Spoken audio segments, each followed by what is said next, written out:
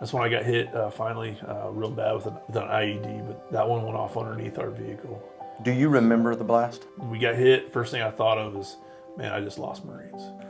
When did you decide to found the nonprofit? Most likely, majority of our phone calls that we do get are, my child is physically being assaulted, and the police department doesn't want to do anything, and the school doesn't want to do anything. And that's where we're fortunate enough to do the resources and help them out with the process. Well, I've said for a long time that in all of this space that we're in, and I mean in this serving space that we're in, I've seen so many people find their mission or their purpose in trauma and tragedy. And y'all are a great example of that with what you're doing with the foundation. First of all, I want to welcome you guys to my place. I've waited, you may or may not know, but I still have those glasses that you gave me that I believe you brought back from Afghanistan. Do you remember those drinking colors? glasses. Oh, yes, Ceramic. I forgot all Ceramic. about those. Yeah. I use them very rarely. Dude, Oh, good. yes, Good. I remember that now. I was always afraid I was going to Yep. chip my tooth. Do you remember? Yeah, they are heavy, and I'm scared to use them on that granite in there. Oh, They're good very imagine. heavy. Yeah. But I want to walk through your story. I kind of want to talk about, I want to know, number one, I don't know where you guys met, how long ago you met. Was that before you were in the Marine Corps? No.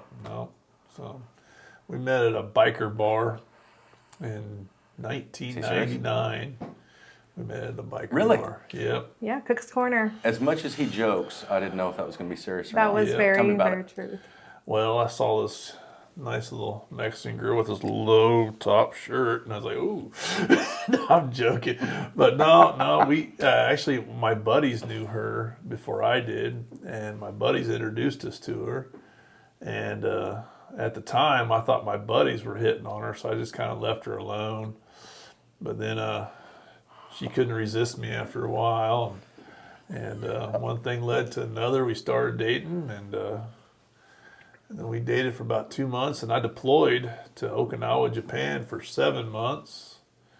And then came back from there. I think I was home maybe 2 months, and I got sent to Northern California, 6 hours away from Camp Pendleton. And how old were you guys? 25, 23. 26, something like that. Yeah. Yeah, just, I was a young stud then. She couldn't resist, I want to hear your style, your story. Here we go. So Cook's Corner. That was the story. My parents moved up to Rancho Santa Margarita, very remote, newer subdivision, newer city in Orange County, closer to the mountains. And going down the hill was too far to just go to a honky tonk. And then there was this little hole in the wall, historical barn that over the years became a bar, biker bar. And it's very historical when it comes to certain gang that would go there, and You said gang activity? biker A lot of gangs, biker gangs. certain ones. Biker clubs, Lil. Yeah, Biker so you go clubs. clubs. Some of the, some are very well known for not good stuff, but the other ones are very, very generous. But on Fridays and Saturdays was country night. And that's when my girlfriends and I would just go. And at that time, there was 3 Marine Corps stations before they shut down. El Toro Marine Corps Base, and then there was Tustin Marine Corps Base, and the big one, Camp Pendleton. So being in the city boys don't country dance. It was the Marines who were country boys going to this, hole in the wall biker bar who would come out for Friday night and Saturday night country nights. And I did, like you said, I met his friends for, dancing just over time, and he was never there. And he showed up one day, and I'm like, whoa, who's that weirdo? He's too loud for me. Very, if you can see the big personality, just was not love at first sight. I'm like, he bugs me, get away from me. And over time, he still went, and then he went missing one day. He took his daughter trick-or-treating, and I'm like, oh, he didn't come to the biggest Halloween party because he took his daughter trick-or-treating? And I think that's when I started to have feelings for him. But like you said, deployed to Okinawa. Maybe that's not what I wanted. Somebody who came and left, came back, and then I'm like, okay, let's make it work. And then he got orders to a Marine Corps base. And this is how long into the relationship? Oh, not even a year. Not even a year. This is Yeah. all within 7-8 months. We continued to date, even though he moved 6 hours up north. Made it happen. However, this girl right here, Mexican Catholic household, Mama wasn't having it. Meaning? Meaning that when I was going up there, she was not happy about me staying overnight with Your mother? my boyfriend. Got you. Yes. So not even the year and a half, we ended up Year and a half later, we got married. Yeah, got married. We went down to the courthouse there in Santa Ana. in Santa Ana courthouse, and we were not going to say hello, but we married. And then 3 months after that, we had our big wedding, over 250 guests at Camp Came Pendleton. together and celebrated and everything. Yeah. And how long's it been now? What year was this? 2001. Yep. Good job. How long? No, she's the one that forgets this stuff. What are you I was talking the one with about? him. I'm the one that remembers. Yeah. Yeah. Well, Blaine, tell me about. I've never even known what your MOS was. I know you, but walk us through that. I came in the Marine Corps as an 0311 basic infantryman, and first couple of years I came in and went in the Marine Corps in 1992. And the first couple of years, I was stuck at North Island as a security guard down there. And after that, I went to 2nd Battalion, 5th Marines there at Camp Pendleton, and spent 5 years with 5th Marines there, and that's where I met her. I went from E2 to E5 there in Camp Pendleton. So break that down. I hear 5th Marines. I hear E5, E6, Okay. but I don't know what that means. You got 5th Marines, and in 5th Marines, you got 4 battalions. I was with 2nd Battalion, 5th Marines. And how big's a battalion? A battalion usually has a headquarters, 3 line companies, and a headquarters company usually.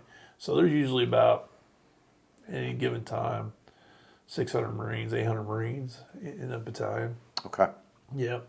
And then I was fixing to get out, so they sent me over to 3rd Battalion, 5th Marines. And that's when I met Lily. And then I ended up saying, screw it, I'll just re-enlist. And then they sent me back over to 2-5, and that's when I deployed with 2-5. And 2-5 is? 2nd Battalion, 5th Marines. And that would have been my 3rd deployment with 2-5 over to Okinawa. And then when I got back from 2-5, they gave me orders to the Marine Corps Mountain Warfare Training Center in Bridgeport, California, teaching mountaineering to Marines and how to live, how to operate in the mountains, and so on and so on. And you're how far into it now at this point? Oh, I was into it. I came in 92. I was in Bridgeport in 2000. And I spent from 2000 to early 2004 at the Marine Corps Mountain Warfare Training Center. Then from there, they sent us down. That's when we got married, when I was stationed there. Had Isabella. And had Isabella. She was born in Lake Tahoe, California. Okay. And then from there, we went to 29 Palms, California. I was with 3rd Light Armored Recon. And that is? 3rd Light Armored Recon. It's 1st, 2nd, and 3rd. And 3rd Light Armored Recon is there in Camp 29 Palms. It's a LAR, Light Armored Recon. It's 8-wheeled vehicle that we Got you. that we are in there. You know, a crew of usually about 6 to 8 in each vehicle, usually. All right. And I was a platoon sergeant then. That's why I was a staff sergeant, and I was in charge of usually 4 to 5 vehicles. And when I went to, we made our first deployment in 2004 to Iraq. And did 7 months over in Iraq, all over Al-Anbar Province, doing route security, doing different patrols, doing raids, you name it. We did a little everything over there in that 6 months. Mm-hmm. Uneventful, you know. We get hit with a few IEDs, nothing too crazy. That deployment was shot at a few times, no big deal. And then 2006, early 2006, we headed back over there for another 7-month deployment. This one was a little bit rougher. They had us doing a lot more into towns, into doing things, getting the attention of the enemy pretty much, and a few more firefights, a lot more IEDs, just a lot more engagement with the enemy. That second deployment. There you go. Mm-hmm. That's when I got hit with That's when I got hit finally real bad with it would have been my 3rd time getting hit over there with an IED, but that one went off underneath our vehicle, and when that went off underneath our vehicle, it automatically killed Three of my Marines and injured three of us pretty badly that day. And it was towards the end of our deployment. We only had maybe 2 weeks before we were coming home. And from there, got sent. And you said you were hit twice before that? Yes, but they go off next to the vehicles, or they never really Didn't injure anybody? No, just gave us bad headaches, pretty much. That's about it. Nothing too bad. It didn't slow us down. It kept us going. Could that give? Let me ask you this: when you say give you bad headaches, was that just meaning immediately or continuously? Did it affect you? Was that a TBI? No, I don't think it was TBI. Just immediately. Next day I was usually feeling better, feeling good. No big deal. Just that sudden, thing going off usually. Yeah. A few more firefights in that deployment and stuff, but nothing that, but I had a lot more Marines get injured in that deployment. I lost a total of 7 Marines in that deployment, killed. But our battalion wasn't the only one. All the other units in the AO were doing the same thing. Had the same issues and stuff like that. We were lucky. We only lost 7. Some of these other units lost a lot more than we did. Do you remember the blast? Oh, I remember it like it was yesterday. Yeah, we got hit. First thing I thought of is, man, I just lost Marines. That's the first thing I thought of, And then second thing I thought of was like, I'm burning up. I got to get out of my vehicle. And where were you positioned? I was in the turret, the vehicle commander turret, okay. Up there, and next to me was my gunner, but I was close to me and Lil, and he got killed because the IED pretty much went off underneath him. And then I lost my corpsman, who always stood behind me, and then another gentleman in the back my mechanic. He also got killed. And then immediately? I don't know. I don't know. Some people told me immediately. Some people say they, might have suffered a little bit. I don't know. Yes, sir. I like to think they got killed immediately. Yes, sir. Let's put it that way. Yeah.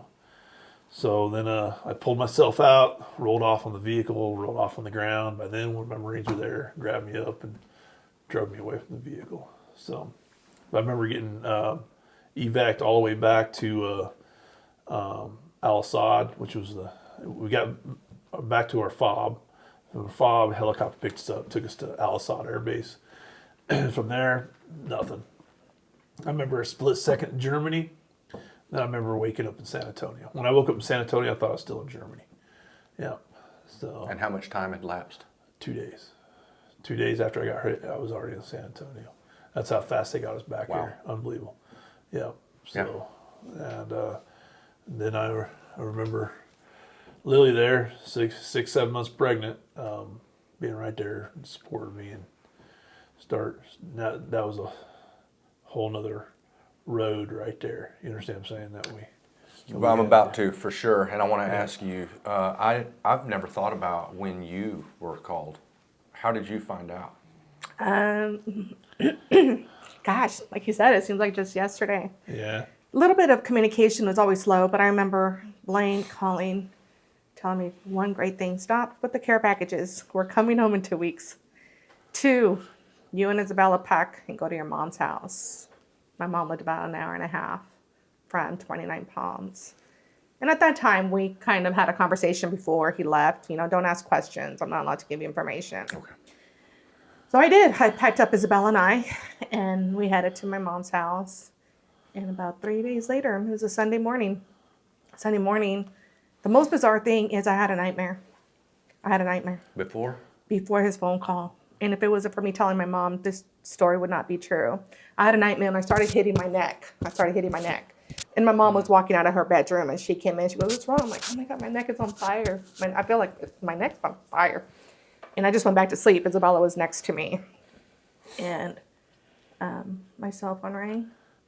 And at that time, communication on the phone was an echo. Lilly Scott? Yes. It was slow. And it was one of his gunnies. I'll never forget. Yeah, my company gunny. And he tells me, "Lily, Blaine's alive. Blaine's alive." He repeated himself over and over. "Blaine's alive, Lily. Lily, don't panic, Lily." I'm like, "Okay, I'm panicking." And he said, "There's casualties. There's fatalities." And he said, "But Blaine's alive. Blaine's alive." That's all he can tell me because it was such a slow echo. You're going to get more information soon. And that was the slowest 3 hours of my life that I had to wait. And being pregnant, I immediately react, throwing up, crying. So, my friends advised, family advised, go to the hospital, you're getting dehydrated. And I did. I was dehydrated. And then phone calls came through. Your flights are coming through. Maybe Germany. So get the okay from your doctor to fly, being 7 months pregnant. Get the okay to fly to Germany, which I did. And everything was ready to go in the morning. They said, nope. They just kept going. They landed quickly in Germany, and there's about 13 of them with burns coming into San Antonio at that time, because another half was coming in from Afghanistan. So half of them were injured from Iraq, the other from Afghanistan. Wow. So they flew them directly to San Antonio Burn Center, and that's where I met Blaine for the first time. And no matter how prepared you get, it's a burn center. It's a burn ward. It smells just like burning flesh. They have you gown up from head to toe.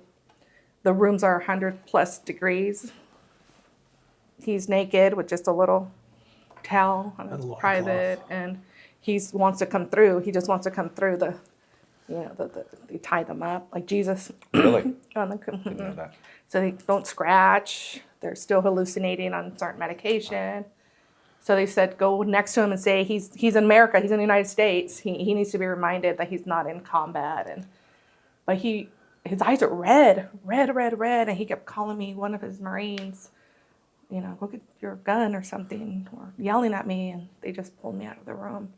They're like, he's not seeing you yet.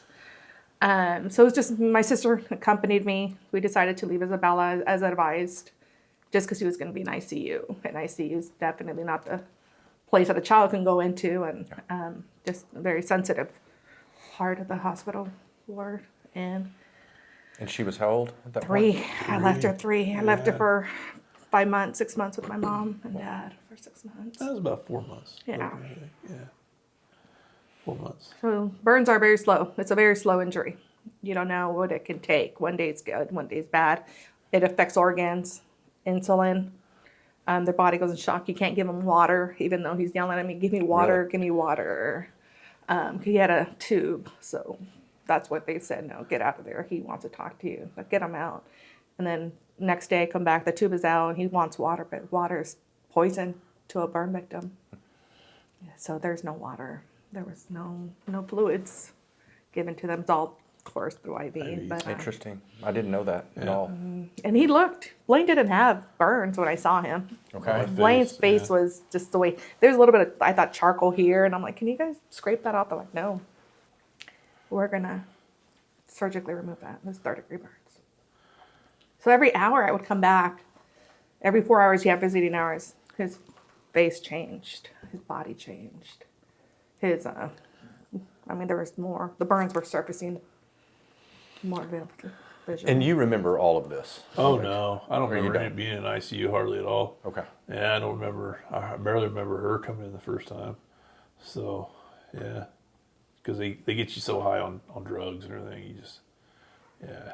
Medication. Yeah. I mean, you don't talk about painkillers. Yeah. I don't remember any. I remember having a tube in my mouth and not being able to speak. And, but I don't remember. I remember shadows a lot. That's about it. Yeah. I guess I was hallucinating and stuff, Yeah. Yeah. And back to your dream. How do you look at that now? And you just knew you were that connected with each other that you I knew think something so was wrong. too. I agree. And like my soulmate. Yeah. My soulmate. Yeah. And that was, again, this was when? Probably like hours prior for him calling, or before I got the phone call from Iraq. They called me from theater. They called me from location. Yeah. My phone call did not come from the unit at home at the rear. It came from theater, from the satellite phones. My company gave her a call from Yes, sir. Told her what was going on. I'd rather hear it from him because he was a friend, he knew her, she knew him, so like that, than a total stranger, Yeah. Yeah. Yeah. Yeah. Which is good. He was just looking out for her. was great. Yeah. After this, walk me through the healing. Oh, I spent 4 months in the hospital because I had some problems with my leg, and I was taking some pretty good antibiotics because my leg got infected because I had a compound fracture in my left foot. So they were worried about that stuff, and but I got out of the hospital probably about a week or so before my son was born. He came along to us in the 27th of November, and I got out probably a few days before he came. Yeah, so, but yeah, he was born. I got to be in the room and everything. I was in a wheelchair. I actually was driving then. I probably shouldn't have been, but I was hopping around one foot and stuff like that. And we were thank God that we had some great Marines there at BAMC because they helped Lily get moved into our new house, helped to put all the furniture. My driver, he had a few burns on his hands, a little bit on his face. He was there at my house, hanging out with Lily, putting our furniture together, hitting baby furniture together, getting her moved in. And the Marines there at SAMC were really, that's the thing about Marines, we take care of our own pretty good. Yeah. And I still think those guys. I'm still friends with a lot of those guys now today. I figured you were. I wanted to ask you that. Yeah, Ron Four, a good friend of mine, lives here in town. He was right there with Lily, the whole time. Helping her get moved into the house and everything. I just pretty much showed up and everything's already done. So and then rehab was good. Oh man, it was a good year of rehab. And what did that look like? What's rehab look like? I would go to a lot of rehab on my feet and on my hands and my face and stuff like that. My mouth constricted really bad. I couldn't even put a chicken nugget in my mouth. And my eyes are stretching way back. And I did once plastic surgery at SAMC, and it was so painful. I was like, nope, I'm done. I don't want nothing to do with this. And physical therapy 2-3 times a week on my ankle, trying to strengthen it up, trying to get it back to where it's somewhat normal again. But it never was. It was in constant pain, but I was like, that's something I got to live with now. Yeah. And then what percentage of your body was burned? 40%. Yeah, but I was one of the lucky ones. There was guys there with 75, 80% burns. We had a gentleman named Merlin German who had 98% of his body was burned. The only thing that wasn't burned on him was the bottom of his feet. That wasn't? Yeah. I mean, I feel like I was very, very lucky.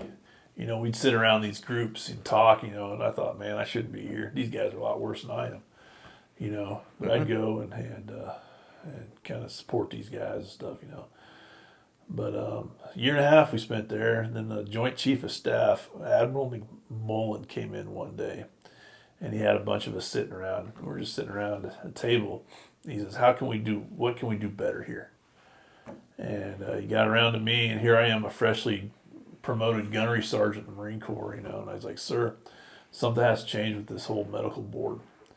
Because you got people sitting around here for a whole year not doing nothing. They just want to go home or get back to the military service. And they're sitting around here getting in trouble. They're sitting around here just getting depressed, all that crazy stuff. Something else needs to be done. Here I am.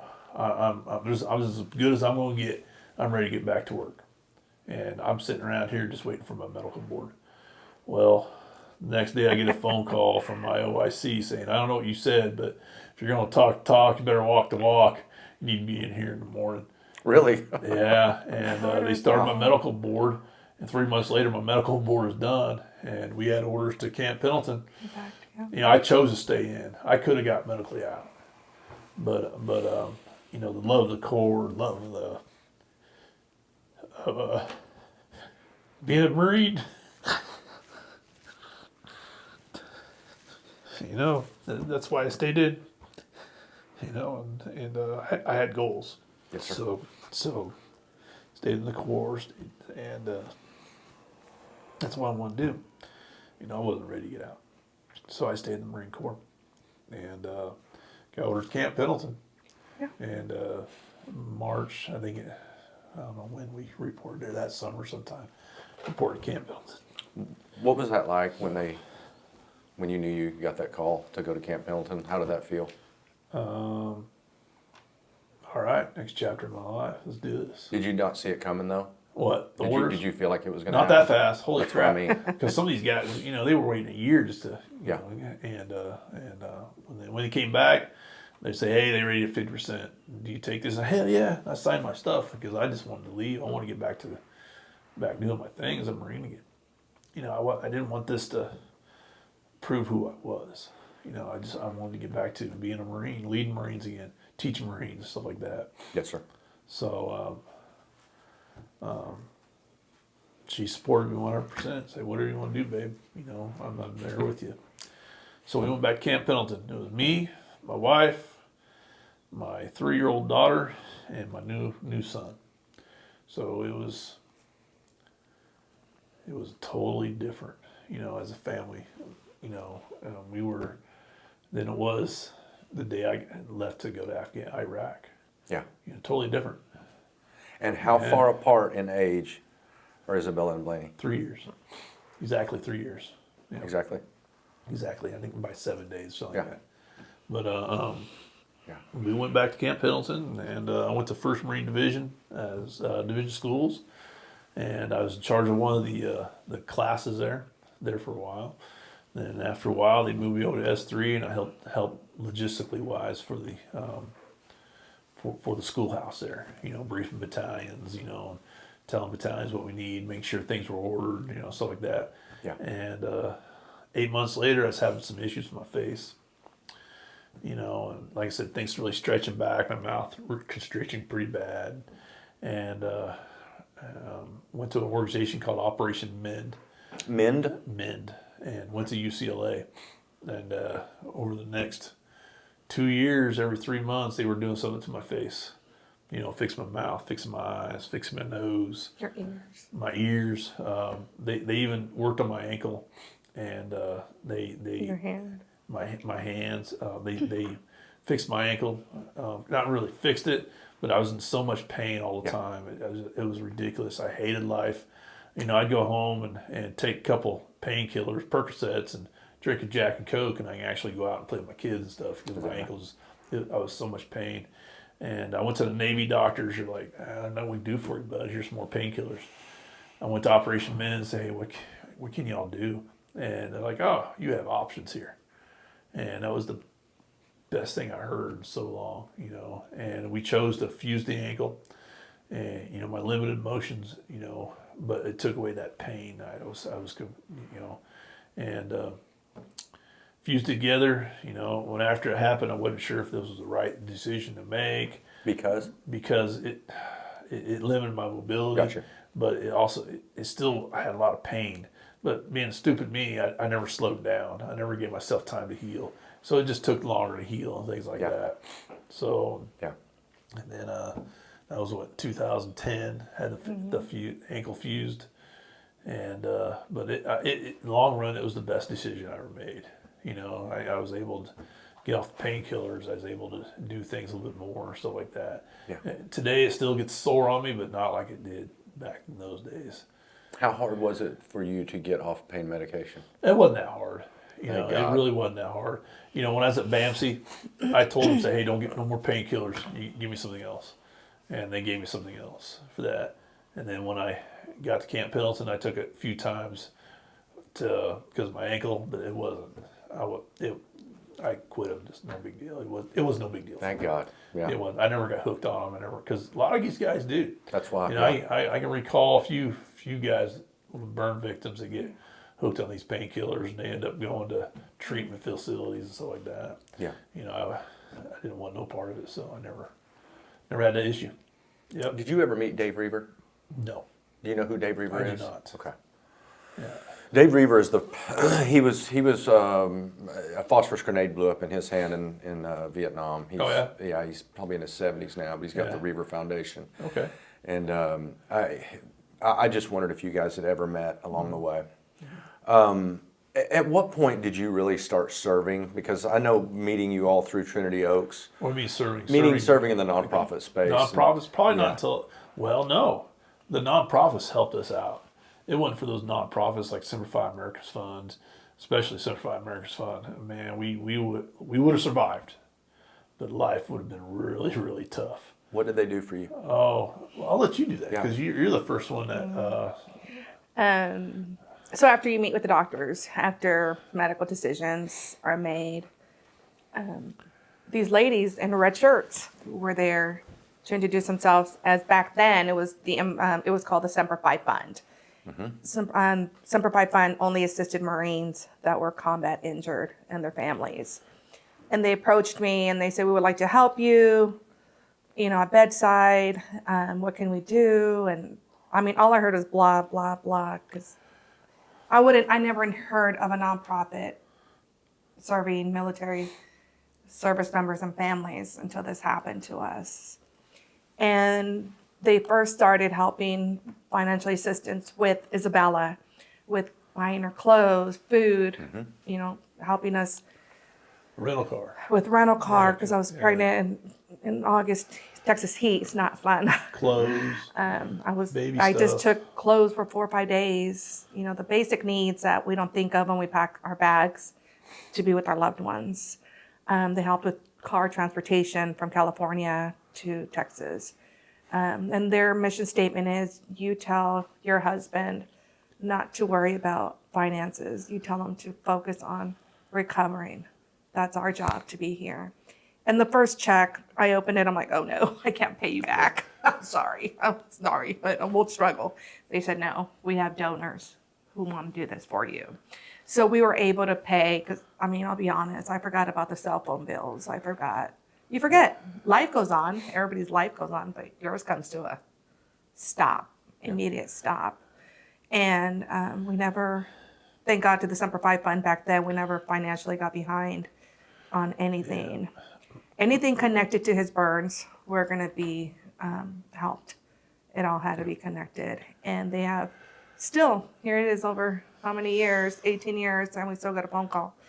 Well, then when we went back to Camp Pendleton, I wanted to serve back, and I became a volunteer. And I helped the Semper Fi Fund at that time with caregiver events. Like, girls, you can do this. It's hard, I bet, but just find a little bit of hope.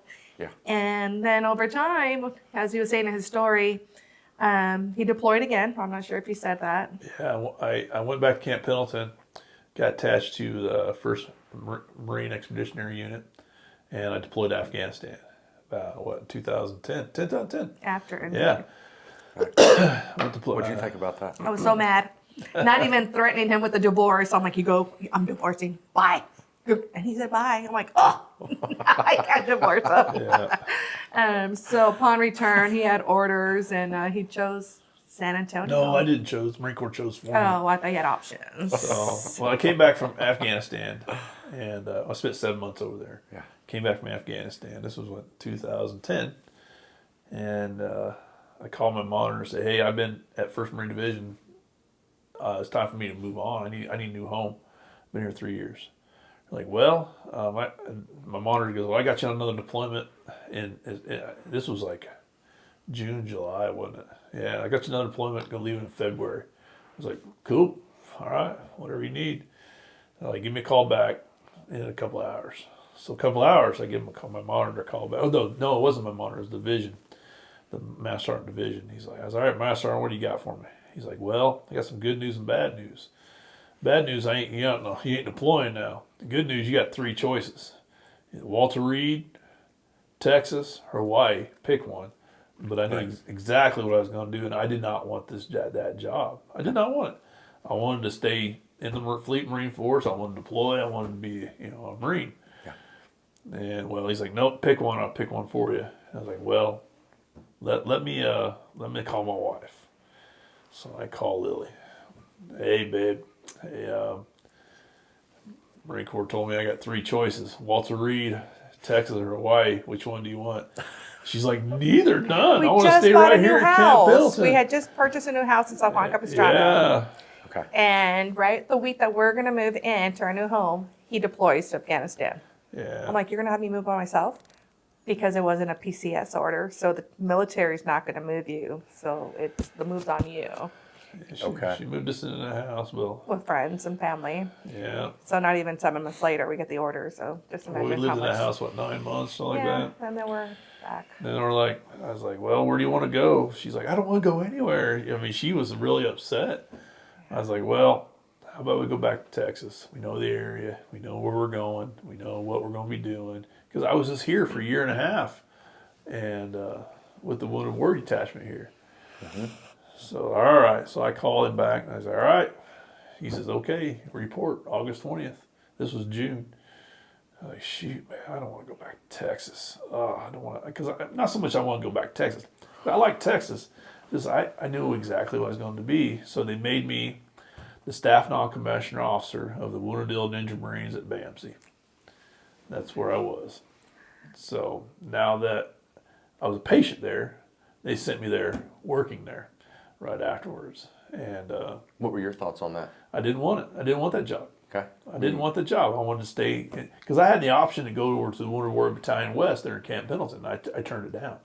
I didn't want it. So I came here, and my first probably year and a half, life was miserable. You know, because you got guys come back from Afghanistan, Iraq, their lives are turned all the way upside down. And these guys, you know, I had a hard time getting these guys acting like Marines. Had a hard time getting them make their doctor's appointments. Had a hard time getting them to wear your uniform, be Marines. You know, and life just, I hated it being here. Yeah. And, you know, I was taking care of Marines, but it's not the kind of taking care of Marines I wanted to. Yeah. But we got a new OIC in. I got some other Marines in. Got some old bad blood out, and after probably about a year and a half there, the place was probably very enjoyable being there. You know, I worked with Semper Fi Fund. I worked with different other organizations all over the place. Marines wanted to be there. They loved to be there after that. I had Marines coming from different units that wanted to be there. I had guys that wanted to come be on my staff, wanted to be there. And I felt like with me, the gunny I had there, the other master sergeant I had there, the OIC, we really turned it into a really nice place. You know, I knew exactly what those guys were going through. I knew how they felt. I knew why they felt it. You know, I understood what their families were going through. Lily became a great mentor to a lot of these wives and stuff there. You know, and that's where God thought that's where we needed to be. So, you know, I learned how to walk. I walked in their shoes. I knew how they felt. Yeah. You know, I knew what they were going through, and I thought I was the best person for that job. Yeah. You know, and bringing up Lily and the wives, that was one of the things that I wanted to ask you was what kind of support did you get from the wives of the Marines, and how did that impact you? When he was a step Injured- NCOA. injured Oh, and then injured. When he was injured. Yes.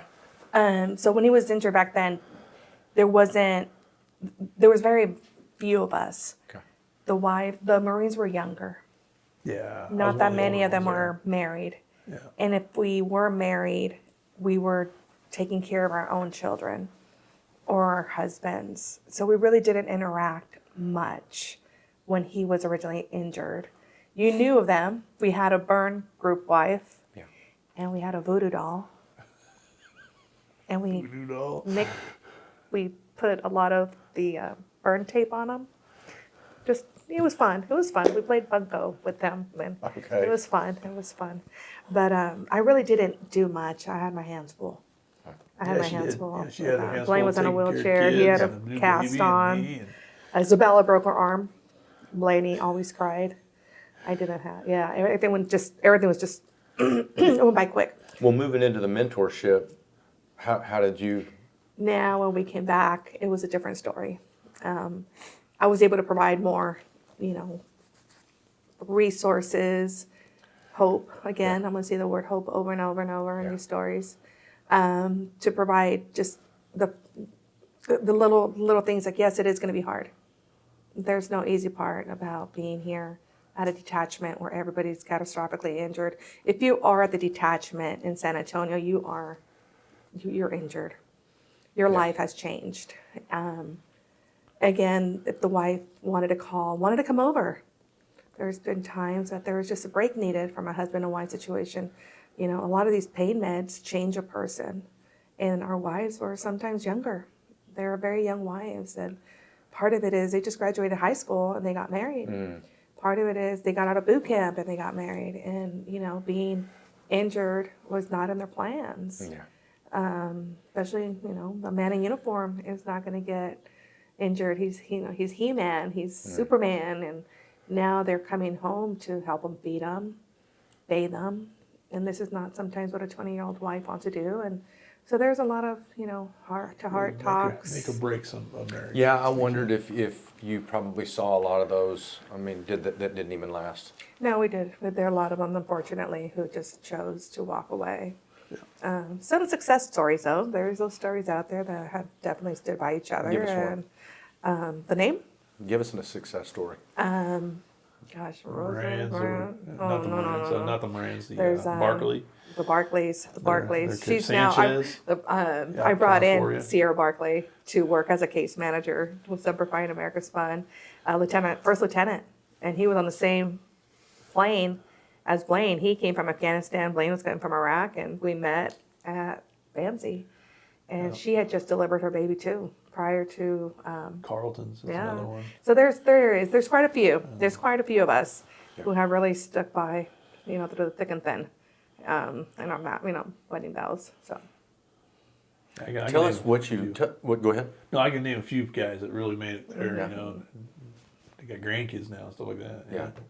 Tell us what you guys do at America's Fund. well, we do.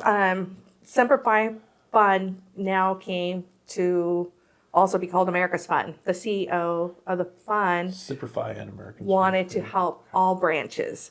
So she just didn't want to have Semper Fi Fund because it would bring Marines only, right? Marines only. So we are called Semper Fi and America's Fund. I got it. We help all branches now. We assist all branches. It's not just combat now. Now it's training accidents. If they're active duty, this is if they're active duty. If they are combat training, become severely ill. If they're active duty and their spouse or child becomes ill, we can assist as well. PTSD, we do have guidelines for PTSD as well, combat PTSD. We also have a Welcome Home Fund that helps our Vietnam veterans as well. Recently, a homeless initiative, Homeless Initiative. insecurity, housing and security. They changed the name, housing and security for our homeless vets. All right. So Tunnel Towers came to us and gave Simplify Americans $5 million for the homeless, help our homeless vets. So like myself, my original job is I keep those contacts down in SAMC with the Army, Navy, Marines, Air Force, and do things for those guys down there. You know, the active duty people. And I do things for the veterans around in this area. But now I'm more shifted over to helping the homeless veterans now. And so I make a lot of phone calls, do a lot of reaching back out to guys and gals, and help on that right now. So that's pretty much what they got me doing for the Simplify Americans Fund. he's a case manager as well. I'm a case manager Yeah. as well. I have my own assigned cases. Most likely all my cases are from Burke Army Medical Center, BAMSI. They changed the name. It went from BAMSI to SAMC. I think it's back to So BAMSI, SAMC yeah. is back to BAMSI. So if I get a phone call from detachment, Air Force, Navy, Army, or Marines, that there's an inpatient or inbound, they call me, and then we immediately start working with them. On the other note, we do have two big events here in San Antonio. Our back to school event, where we invite all of the service members in the area from New Braunfels all the way to South San Antonio. And if they have children, we invite them to back to school. That's possibly one of the second biggest events. Over 300 service members and children go. This year again, we're gonna have at the San Antonio Mission baseball game. And our second biggest event is our Christmas party. We hold every year. We invite all our area service members, and that's over 350 who attend yearly. So I put those two events together, as well as monthly caregiver lunches or dinners. Yeah. We invite them to just come and be, you don't have to cook, you don't have to have any plans, just come have fun, meet other caregivers in the area. couples. We also invite couples. Well, we do our Yeah. best right now. We're kind of busy right now, but with work. But we used to have, 3 events a month. Now we're squeezing in one. But on top of You that, enjoy it? I love it. It's hard to work. Feels like it. It is. It's hard work. Yeah. And it gives me the opportunity. Not all of our case managers have the opportunity to go to the hospitals like I do. Just like last week, I sat with a service member. She's going through chemotherapy, stage 4 cancer, and I get to sit there with her and just, unfortunately, she's going through some things, and if I can just be there, just talk and share girl stories. She's female. Yeah, you bet. We just hang out. It's been how long now? Simplified Marriage Fund been around since 2004. No, America's Fund. Simplified America's Fund been around since. No, just America's Fund. Oh. When did I America's think they Fund? around 2014, 15 around there. I They think changed so it. too. I think so. It might have been after 15 because I might have been out of the Marine Corps by then. Yeah. So it might have been 15, 16. So It's just a great nonprofit, 5-star charity. They had a Semper Fi fund. Then they had the Americans Fund. It was 2 different things. Yes. And then probably around 17 or so, they combined that Semper Fi and Americans Fund. Yes. If I remember I right. see. Yeah, she was thinking about renaming it one time. Karen Gunther, the founder CEO, thought about renaming it. I was like, Karen, why would you want to do that? Why did she found this in the first place? How is she? Where did Well, that fire get In lit? 2004, there was 3 wives. There's Karen Gunther, Sandra Saylor, and Susan Rocco. Karen worked at the Camp Pendleton Hospital, seeing these guys come back. With pretty much with clothes on their back. Not even that. They'd seen these wounded guys coming back from Iraq and Afghanistan, and with nothing. And she just started handing out toiletries to these guys. And then she saw how much it affected the families. These families had to quit their jobs, that's when they got behind on their mortgages, their rent, their utilities, so on and so on. And she's seeing all this go on. Well, it started, the gentleman, he was quadriplegic and needed a van. And she got a van donated to that. And that's where it all started at from there. And just with a $500 check. And it just grew into since then we've helped out over, 30,000 service members and given out over $235 million.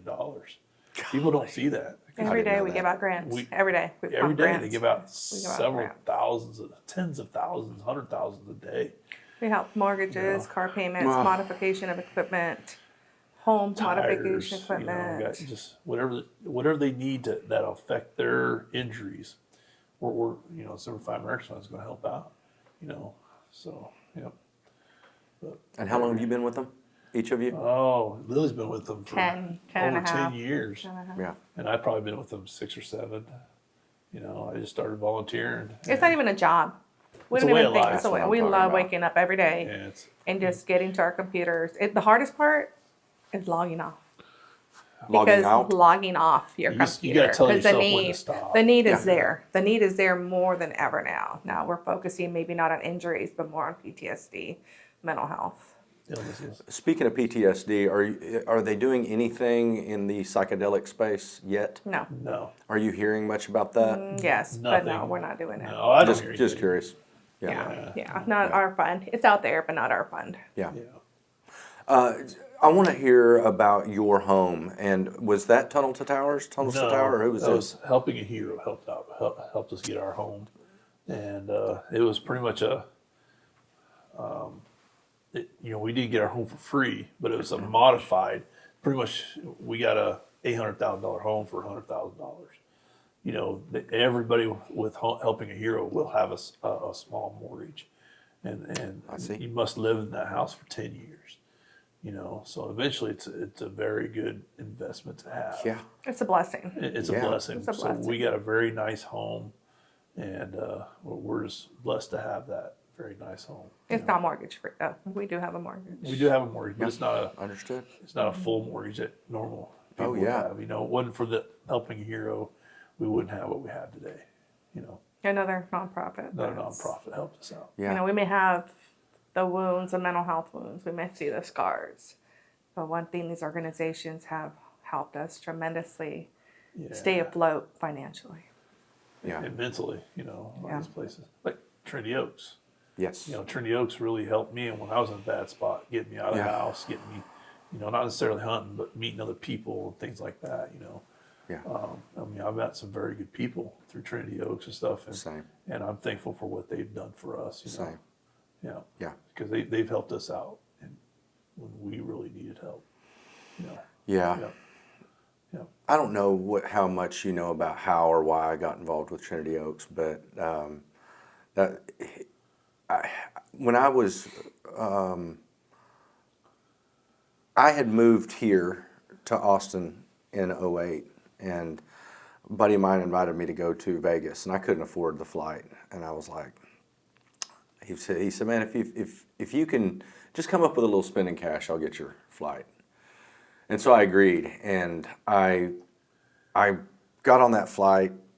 I got on a connecting flight in Denver, and that's whenever there was 2 seats left on the plane. There was one in the middle at the front, and there was one in the middle near the back. And I've got this hulk of a guy following me, Brandon Madison. And of course you guys know I'm a civilian, but he's Army Ranger, former Army Ranger. And I'm thinking, do I give him the seat back there? Up here, I'll just take this one. And I said to this guy, I said, man, can I squeeze in there? This guy looks up at me and he said, man, you're gonna have to hop over me, I'm paralyzed. And I was like, okay.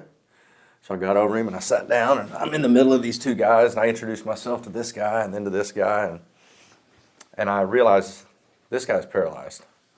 And I was like, you guys know each other? And they're like, yeah, man. This whole front cabin's the wheelchair basketball team. We're going to Vegas to bring the championship back to Texas. Oh, how fun. And I got goosebumps. I'm like, whew. There's 13 of these dudes around. And I just started talking and connecting with these guys, and there was a guy sitting in this front right seat named Tyson Deaver. You may have heard me talk about him. But Tyson was hit by a cement truck in March of '05 and paralyzed. And he was such a stud and just easy to talk to. I was like, I kind of want to get to know this guy. And so we get to the tarmac in Vegas, and I told him, I was like, hey man, I said, I want you to meet my buddy on the back of the plane. He was like, he tried to talk me out of it. He was like, man, listen, this is going to be a process. He said, they're going to have to bring us all our wheelchairs. You guys will get off first, and it's going to be a while. I was like, well, we're going to wait for you. And so he was like, all right. And so we waited, and I told Brown, I was like, you got to meet this dude, this one dude. I've got a couple of guys I want to introduce you to. So we're standing out there in Vegas. All these guys start rolling up in these wheelchairs. This was on a Thursday, and we met and went and did Vegas. That was it. So Thursday, Friday, Saturday, Sunday in Vegas, and I get on the next flight, and I'm in the same spot with the same guys, and they won the championship. That's hilarious. And I told Tyson, I'm going to get your number. I knew that he was a speaker, a motivational speaker. And I was just kind of drawn to him to know more. And I was like, I'm going to get your number and we're going to stay connected. And he was like, yeah, sure. Is what he'll tell you that today. I just went to his wedding last week. Oh. But when I met Tyson, he was about to get one of those action track chairs. And I'd never seen one before. I know you've seen plenty of them. For the audience that doesn't know, is an all-terrain wheelchair with snowmobile tracks on it, $15,000. And he's telling me about this thing and how excited he is to get it. I think 6 months later he got it, and I called him. He called me and told me about it. And I said, what do you think, man? He said, I got in that thing, and he said, I drove as far away from everybody that was standing there, and I bawled my eyes out. And I was like, why? He said, because I knew I'd finally be able to hunt and fish again. Oh, yeah, that's exactly what they are. And I think 3 years went by, and Bill O'Reilly was doing his campaign to raise money for all That's right. For the track chairs with boxes. Yeah. Mhm. Yeah, I saw that, and I was like, I'm in the construction business. We got quite a few customers. Why don't we get all of these customers together that compete daily for these jobs for someone else? And I went to Tyson, and I was like, would you make yourself available to just load your track chair up, and let's go visit a couple of companies? And we went like 3-4 different companies, and I remember BK Knowlton, Yeah. D&D. Yep. There was about 4 that I visited. And in one day, we had $4,000 worth of commitments and no recipient. So I'll go back to Tyson. I was like, dude, we're going to be able to do this thing, but I don't have a nonprofit. I don't want to touch the money. So he introduces me to Doug Carlson at Action Track Chair. And Doug is the one that told me, he was like, man, if you're going to meet a nonprofit, he said, you probably need to meet Tom Snyder at Trinity Oaks. And so I called Tom, and I shared my vision with him. He said, come down, have lunch with the team.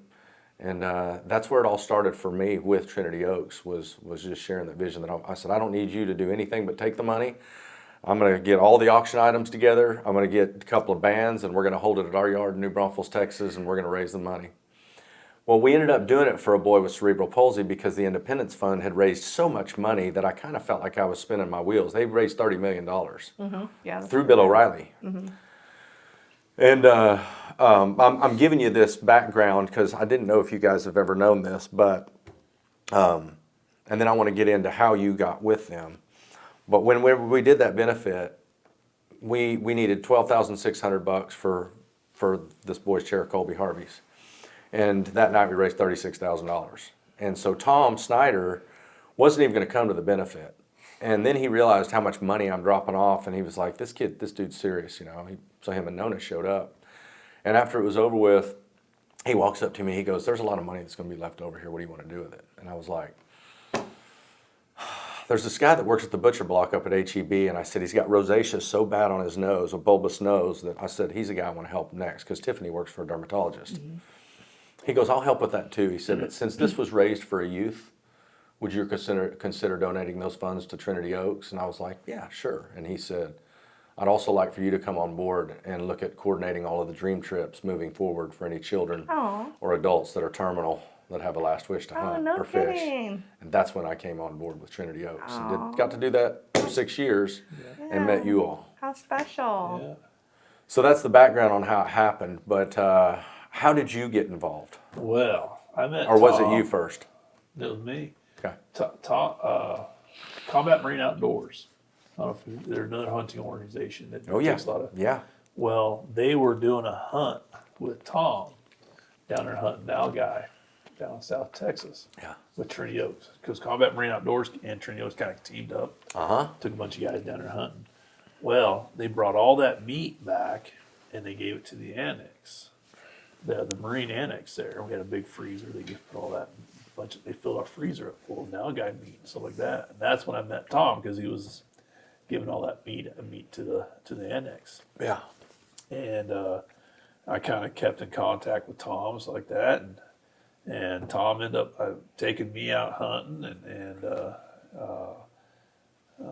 kind of that's how I got to meet Tom, just through hunting, and I kept volunteering with Tom and stuff like that, taking other guys out and stuff like that, and that's how I got to be good friends with Tom. Just like that. Not extravagant as you, but I started as a recipient. Yeah. Going hunting with Tom, and then from there just took off from there, and I ended up being on their board for a while, helping out with the veteran stuff and things like that, and I saw you there as much as anybody, donating or volunteering your time. I go down to the Thumbtack and work down there, and kind of. Matter of fact, we did a lot with Tom and his organization, stuff like that. I mean, I enjoyed it. I enjoyed it. I did too. Taking I those did guys too. down there and stuff. Yep. Isabella did a couple. He took my daughter out hunting a few times. And, and that was a lot of fun. I got pictures of her, standing next to her deer that she hunted down on the Thumbtack. She loved it. Yep. Yeah. So, Well, I want to talk about the Isabella Foundation, and I want to talk about your shirt you're wearing. I want to talk about Isabella, and I'd love to hear her story. Let's talk about Isabella. Oh, that little story. Yeah. Oh, Isabella. We were stationed in Bridgeport, California, Mountain Warfare Training Center, and she was born on the most beautiful day, November 20th, 2003. 3. It was snowing. It was beautiful. The window was open. It almost felt like a dream come true. I'm like, wow, this is what you see in the movie. It's like Bambi. Just beautiful day. And she was born and made us a family. She made me a mom for the first time and brought her home, our little military brat, our little Marine daughter. I mean, anything that said Marine daughter, anything that said military brat. I mean, I was proud. I'm proud to be a Marine wife, and I knew I was going to have my children be proud to be military brats. And Izzy was not your ordinary little girl. Ever since she was born, very independent. You just wanted to hold her, and she just wanted to crawl. You wanted to walk her, she wanted to run. And she's walking at 9 months old. She was just taking off on me too quickly as a little girl. She was not afraid of, like I tell everybody, not afraid of the devil, not afraid of the dark, just like her dad. Very brave little girl, just outgoing, willing to, fast learner, very, very smart kid. Learned how to read. Gosh, she was not even in kindergarten where we helped her read, and she was picking it up so quickly. Academics was for her. Academically, we knew she was gonna most likely become something in college. We just knew she had a future. Very athletic. Loved God. She did her first communion here in New Braunfels, St. Peter Paul Church. Loved softball. Loved to play softball, and I loved to coach her. I coached her for many years. Coached. Oh, yeah. I coached her in New Braunfels Little Many League. years. Yeah. Many years. Loved it. Loved everything. Being a mom to her, and she was a great big sister, great daddy's girl, and Yeah, well, I hunted with her quite a few times. she's a hunter. She really liked Yeah. getting into arguments when people said, "How do you love animals, but then you kill them?" Oh, that's because you don't know about the conservation. Here's a little Yeah, face, and yes. just loved animals. She Yeah. loved rabbits. She Loved her dogs, loved her cats. was a big volunteer for Trinity Oaks. Blaine Yeah, and she volunteered for Isabella Trinity. We'd would go do the run booths, me expos and at her the would booth. go do booths together or something like that. 10, Yeah. 11, She 12 was years so old. mad one Yeah. day. She went to her piggy bank and she had $150, and I met them at the expo in San Antonio. Oh, yeah, She's this- like, "Mom, Trophy hunters. yeah, Might have been. yeah." Yeah. She wanted a sugar glider. Yeah. Yeah. I will not bring you. Oh, she Ain't tried. bringing no rat in my house. We're not gonna have a thing flying all over the I house, wouldn't let her get Isabella. it, so, yeah. She had guinea pigs. She had cats, Fish. rabbits, fish, and just Yeah. a kid who, just like her mom and dad, outgoing, and diagnosed with epilepsy. I would say, She's probably 11. No, yeah, 10. 10. yeah. Mm-hmm. And Little it struck us hard because we don't have it. Usually it's medical or genetic. Yeah. But maybe it was trauma. They think maybe it's trauma. Really? Leaving dad when I left her with Okay. mom. Maybe.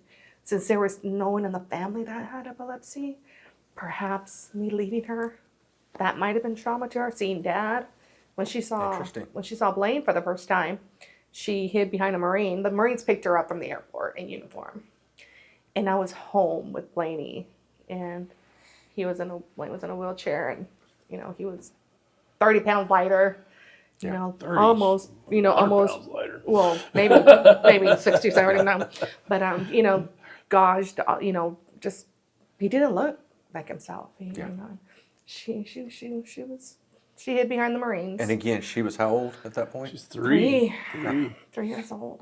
Yeah. So perhaps, But within a few minutes, when she heard your voice. I could get rid of her. She Yeah. was on my lap. She was. running around, pushing his, wheelchair. Yeah. But perhaps maybe that's the trauma. Maybe the doctors are thinking of the epilepsy. Just epilepsy is such a weird diagnosis. How it comes. And she didn't have the grand mold. Her eyes would roll up. She'd roll up. And they're really quick. You roll up, done. Never lost But she'd conscience. have hundreds of those a day. Yeah. Never lost conscience. That was it. It didn't limit her activity level. It didn't stop her from life. But unfortunately, what grew was bullying. Bullying. 3rd, 4th grade, kids started. Bullying was about. Yeah. Sometimes I wonder if that's Multiple. what caused. Yeah. Yeah. No, we never really knew how bad it was. Her bullying and having a hard time in school. She didn't enjoy school then. She wanted to go to a different school. We just never knew how bad it was. Her getting bullied at school, and then Did she confide in you on it? She did to me. she did a little to bit. me. Yeah, But, moms usually are easier to talk to. So I would go to the school. I would go to the elementary school. And I was still on active duty. Yeah. And it was the same kid. And the principal would say, "Oh, that's what boys do when they have a crush on a girl. They'll push them. They'll tease them." And I said, "Well, my husband doesn't hit me. My husband doesn't yell at me. So that's not true. I think you're just trying to, get me out of here as quick as I can. But I'm telling you, my kid doesn't want to come to school. Isabella started having headaches. Whether they were part of the epilepsy, I don't know. But we always encouraged her to go to school. We encouraged her to go to school. Yeah. Same kid, same boy. And there was a group of girls as well in elementary school. And I would have lunch with her quite a bit just because I knew she sat by herself. Yeah. They would call her weird eyes. What's wrong with your eyes? Teachers are, from what I felt, Isabella told me, I think they just got tired of her always complaining, like, oh, Isabella, snitches get stitches. Stop being a tattletale. Those are things that 4th, 5th graders don't come home. They don't hear it.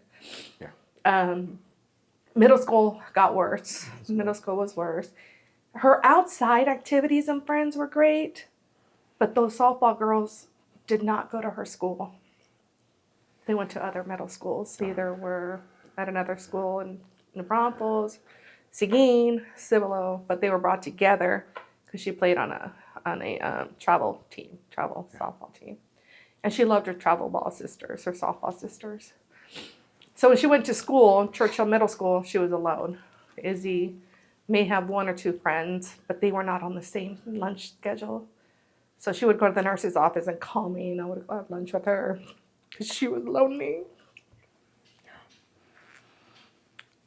But the Churchill Middle School nurse did allow her to have lunch in there. She would let Isabella sit at a desk and eat lunch. And I love Miss Kim, wherever she's at. Again, she'd come home and,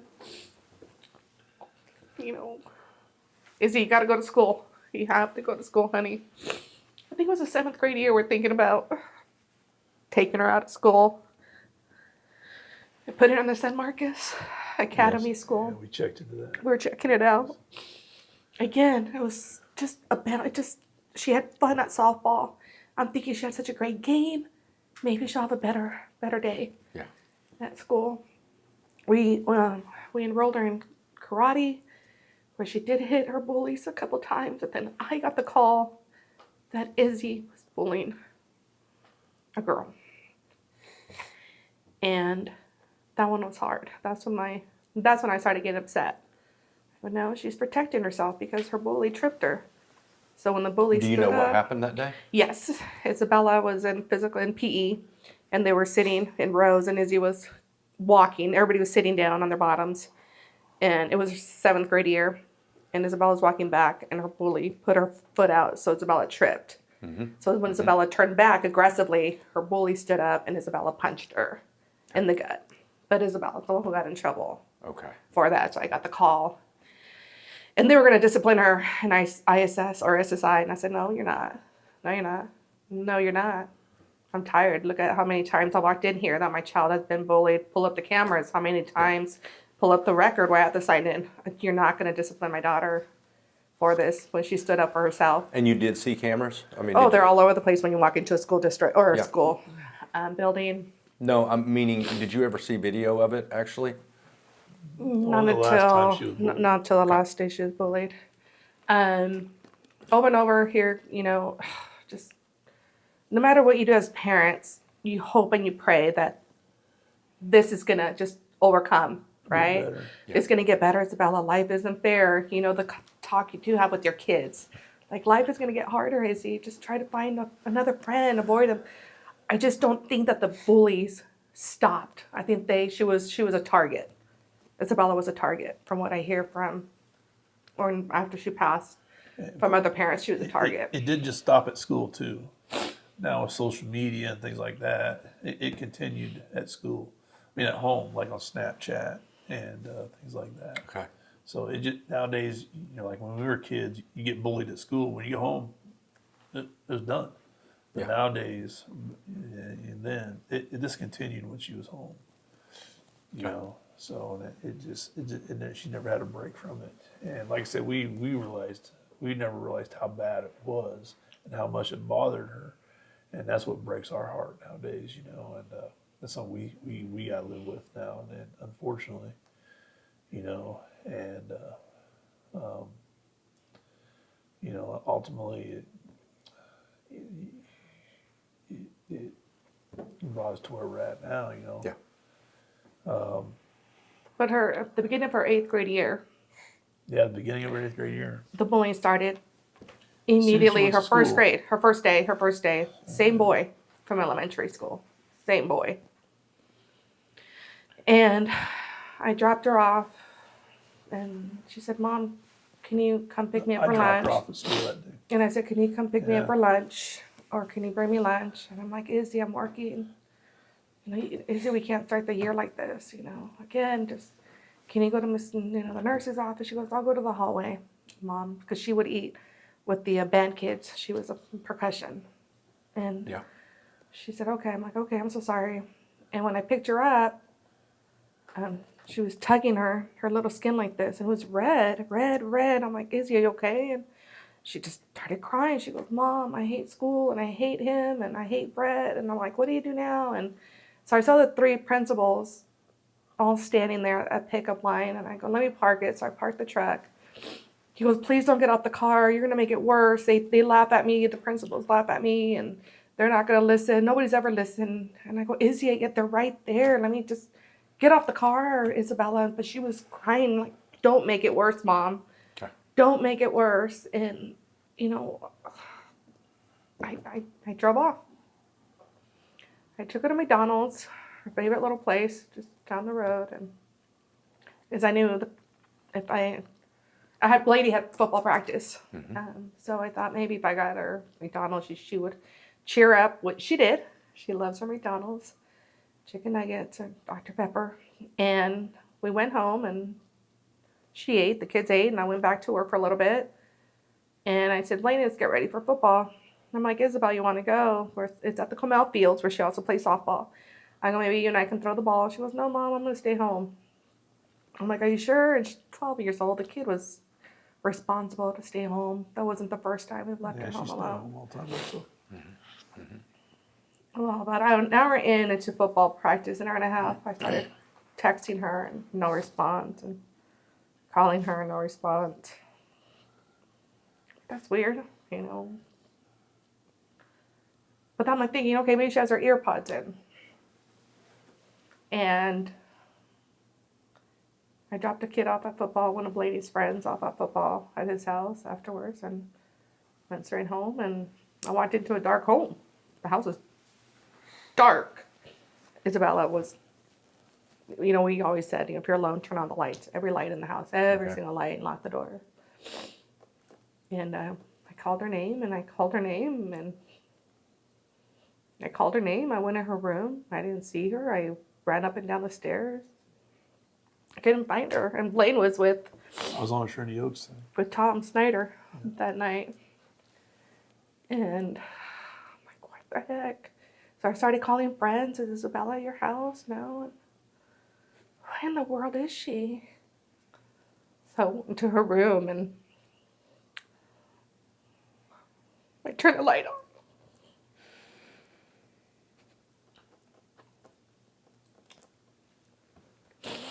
I called 911 and tried to give her CPR as much as I could.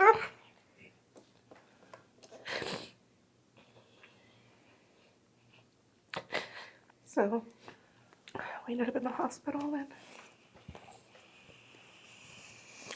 chaplain came over to me, and the doctors, they did all they could, all the tests, just to bring her back. And Izzy was gone for a while. Even though I told them she looked beautiful, she was warm. But they can think I was just maybe in denial, maybe. But I did my best with CPR, and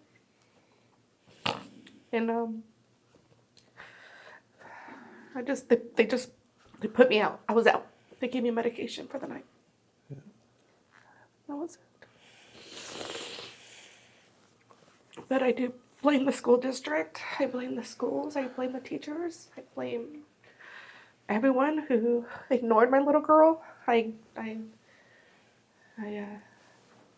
We didn't stop. We went to the superintendent. He never wanted to come out and talk to us, even though we waited for about a good hour. A good hour. He never wanted to speak with us. No. No. No. He didn't. Right away, the next day, the news came out, and there was the Comal Unified School District's attorneys. Their attorneys were already ready to say statement. That mother had never been at the school. I'm out at the hospital. I have no idea. I didn't call the news. We didn't call the news. They're already at our house. I got discharged in the morning, and about 3 TV stations are already in front of our house. Thank God the Marines scared them off. The Marines were there to scare them off, to give us some respect. Mm-hmm. But on the news was the school district's attorneys right away. And they lawyered up very quickly, very quickly. And to me, they knew exactly who I was. I was that mother walking in Yeah. after every incident that my daughter had. They knew Any me. idea how many incidents you walked in and talked about? Oh my gosh. I would say at elementary school, about maybe 8. Middle school, about 8 too, over the 2.5 years period of time. But one thing I did wrong, it was never an email. That was my biggest mistake. There's no documentation. Yeah. So if it's not an email, it didn't exist. Has things changed at all at that school or any schools because of this in any way? Well, after that, Izzy passed away August 2016. In January 2016, a young man 17. Oh, it's 16. I'm sorry. a young I'm man sorry. from San Antonio died by suicide due to social cyberbullying. And our district attorney, Jennifer Tharp from Comal, extended the invitation for us to go to the Capitol with the family to help pass a bill called David's Legacy Law, the cyberbullying law, Okay. to make it effective to become a law. In September 2017, it passed. It passed. So in the state of Texas, there is a David's Legacy bullying, cyberbullying law, And that is what? where if a child dies by bullying, No, not dies. if the If a child child is bullied, and there's dies. certain steps the school has to take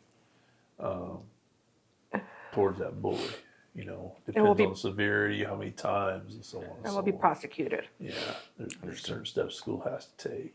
Many So schools don't even know about it. Many schools aren't educated on it, unfortunately, and it still happens to this day. So when it became a law, we contacted Diego Lopez, Good friend of ours. and Yeah. Oh, you know, David. Yeah, Yes, sir. yeah. we went to see him, and he was able to subpoena the video of that Okay. situation, of that incident. And I will not see it. I don't have the heart. I don't think I can fathom watching it. But Blaine watched it. Yeah, so they're coming out and teacher standing right there and confronting her bully, and teacher standing right there, and Isabella turns around and walks away, and then the bully walks out. So It's almost like, you see it kind of outside the classroom right there, you know. yeah, because she did punch him. She did hit him. She did. She punched. You him. don't see it in the video, they say. I didn't know that. But most likely that's when it happened, when she turned around, maybe, and that's when she might have punched him. It's not seen in the video. When everybody in the classroom was like, no, they were fighting. They were both arguing over an assignment, and he was overbearing her on the assignment, on what to do. And he was just so used to bullying her since elementary school. You know, he did it. He was a neighbor. He lived very close by us. Okay. The next day after she died, he was singing "Ding Dong, the witch is dead." And Any consequences ever? No, because there was no laws. There were no nothing. And I heard you say earlier if the mistake that you made was that you never emailed. So if a family's going through this, or if parents are experiencing this with their child, are you saying that's how you need to document things? that's the Email. best. That's the best way. To email document it. first, CC the superintendent, or it doesn't exist. It That's doesn't good to know. exist. Yeah, It all- documentation. That's can't stress enough. Most parents that come to the Isabella Foundation say, I walked in, had this meeting about my child being bullied, and that's it. I go, then it didn't happen. It didn't happen. Your meeting Okay. never happened. Yeah. So if you really want it to happen, you make sure you invite yourself that you would like to have a meeting with the principal, CC the superintendent, that your child is being bullied, therefore you want a meeting. You do meet with the principal or assistant principal. You make sure you go back to that same email and say, thank you for meeting with me. What are the next steps you're going to take? Got you. Because now that email clearly went through. Yeah. Something we had to learn the hard way. I'm old school. I would walk in. I want that communication. I was a stay-at-home mom. I'm very engaged with my children. I have the time to walk in. Many parents don't. I did. So I thought I was doing the right thing. Well, it never existed. I never existed. And that was a tough one. That was a tough one because I love my kids' schools. Yeah. I love the teachers. I don't blame the teachers. I blame the teacher that saw this happen, claim that they didn't say anything, when clearly that teacher is there. But let that be on that teacher's conscience for the rest of their life. Blaine, where were you? I was on a Trinity Oaks event. We were down in South Texas, and we were. I was with Tom and Ryan Cantu and some other people. We were down there. They wanted Now Guy taking off this game reserve down there. Yes, sir. And they were flying around a helicopter. Is this at the El Sal's? El Sal's getting Now Guy, and I was helping. I was on the. Actually, it was our second event down there, but we were collecting meat up to give to the homeless and the orphanages down in Mexico and so on and so on. And this is our second event down there, and we just got down there that evening when I got the phone call. Hey, you need to get home right now. Something's going on, and I got the word about halfway back. Your daughter didn't make it, and Tom was bringing me back, and that was probably the longest ride in my life. I remember that night. Ryan called me, and I was in Leander. Yeah. And that's when I came to the hospital. I remember seeing Tom pull up with you. Yeah. You know, through all this, though, losing our daughter, you know, we have a great group of friends. Yes, you do. You know, we're blessed. You know, that night, they were all right there for me and Lily. You know, and a lot of these friends are still with us today. And we're blessed with with the support system that we have with our friends. Very, very blessed. You know, they're family to us. Yeah. You know, the Farias's, the Tejadas, Trinity Oaks, you know, they're family for us. Yes, sir. And all we have to do is make a phone call, and That's right. they're right there to us. You know. Yeah. Yeah, and so most of these people are closer to me than my family. You know, it's because of who they are and what they've done for us. You know, and I would be there for any of these people. Just like they would be there for me. Yes, sir. Yep. And a lot of these people actually had made us godparents to their kids. You know, and they trust us with their kids. You know, and that's a good feeling to have too. Yeah. You know, they still trust us. They, you know, we're their brothers and sisters as well. Yeah. You know. When did you decide to found the nonprofit? Well, Go ahead, the yeah. nonprofit, before it was called the Isabella Foundation, it was called the Izzy Project. Yeah. One of our really dear friends started just a baking fundraiser on, you know, raising money for bracelets, for the wristbands. And it was called the Izzy Project. Yeah. And it was to start, you know, an anti-bullying awareness, to be kind, to be a friend. She graduated, and that's when we took it over, and we renamed it the Isabella Foundation. A little bit more donations were coming in that we're able to kind of tweak the mission statement to help children who are victims of bullying with counseling if a parent doesn't have medical insurance or they don't have the resources to take the child for, you know, a zero charge consultation. We pay the therapist directly.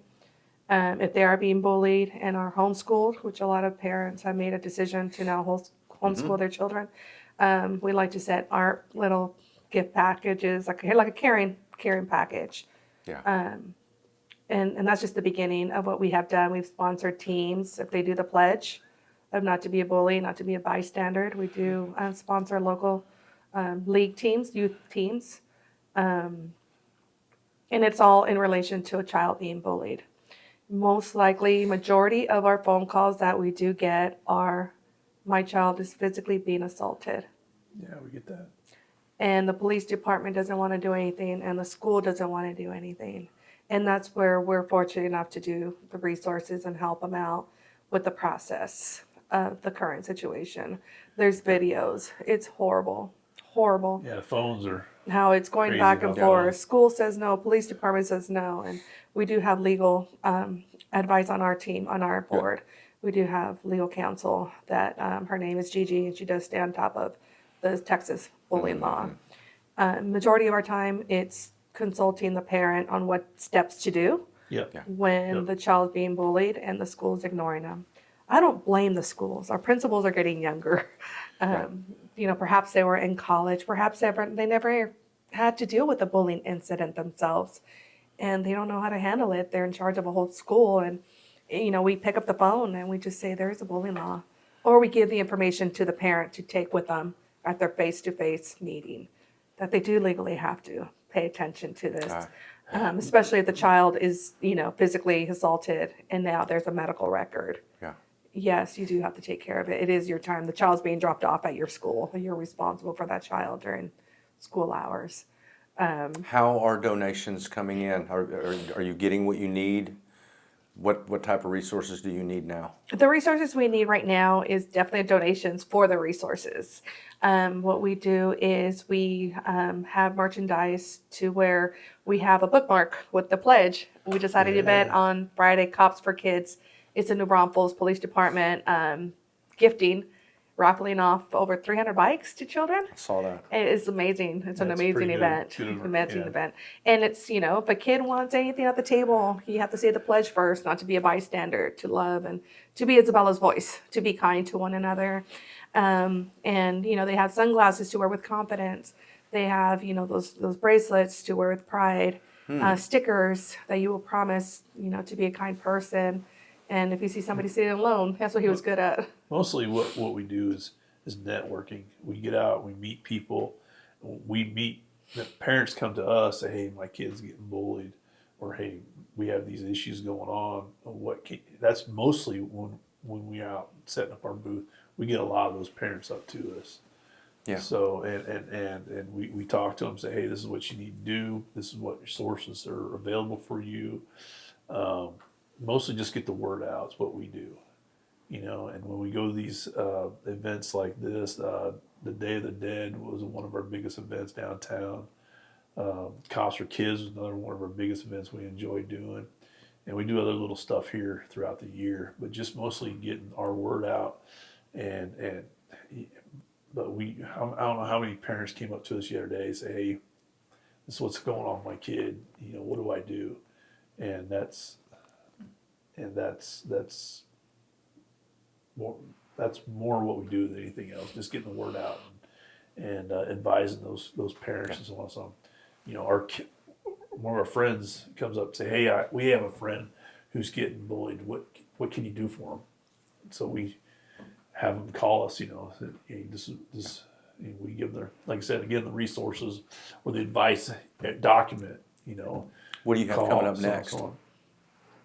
Is there anything coming up on the calendar right now? Right now, we have our parade, the Comal County Parade.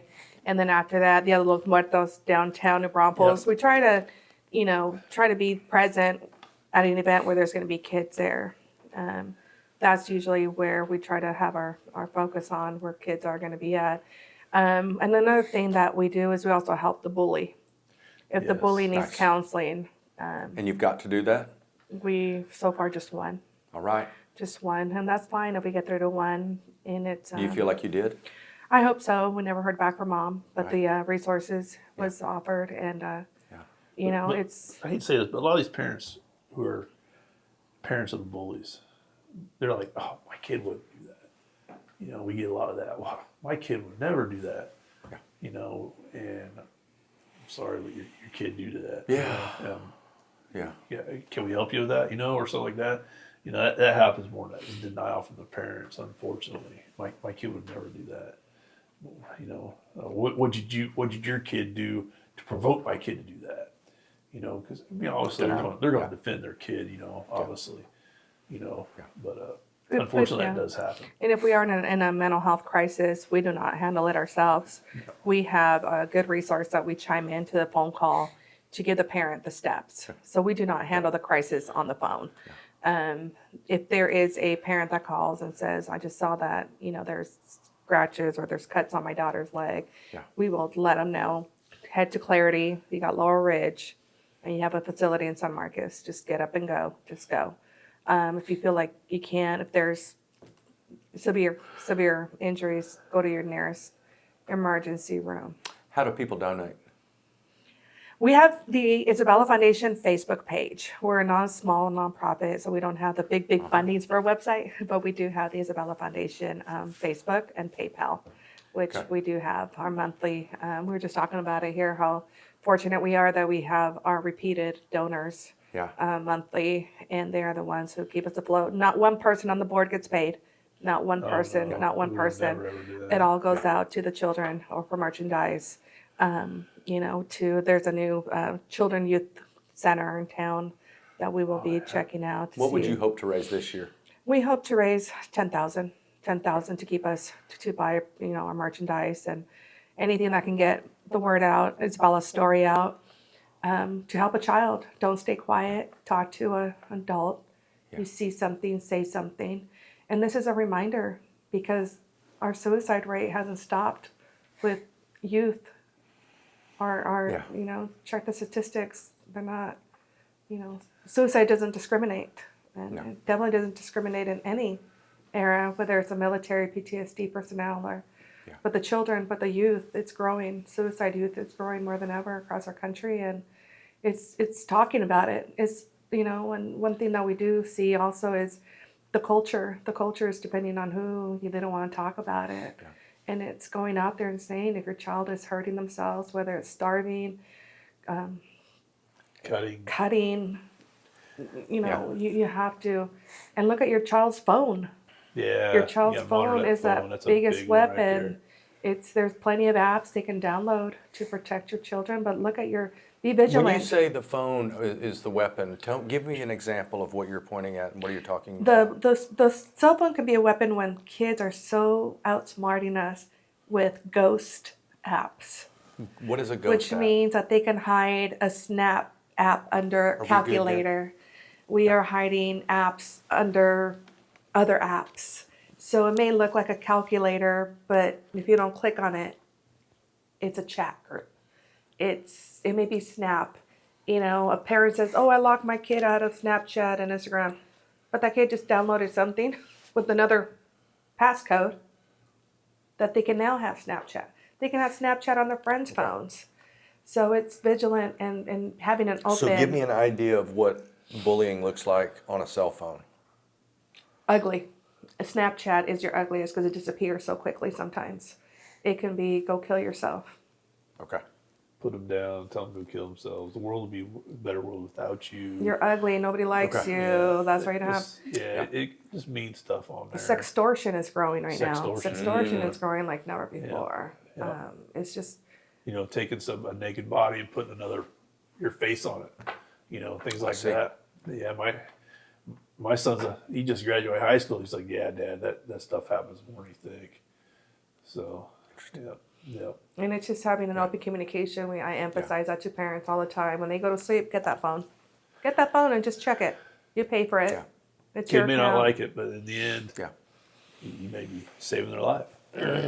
Well, I've said for a long time that in all of this space that we're in, and I mean in this serving space that we're in, I've seen so many people find their mission or their purpose in trauma and tragedy. And y'all are a great example of that with what you're doing with the foundation. It's hard though. I Some can't days are harder imagine. than others. Yeah. Yeah. You know, I see what she goes through, and especially when she sees certain things. You know, it takes us back to that day. You know, it's rough.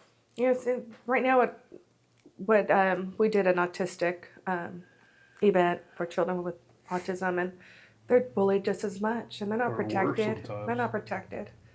You know, here's a vulnerable child, Yeah. and the school isn't protecting them 100%. Yeah. You know, those are things that hurt. You know, that child. What? Why?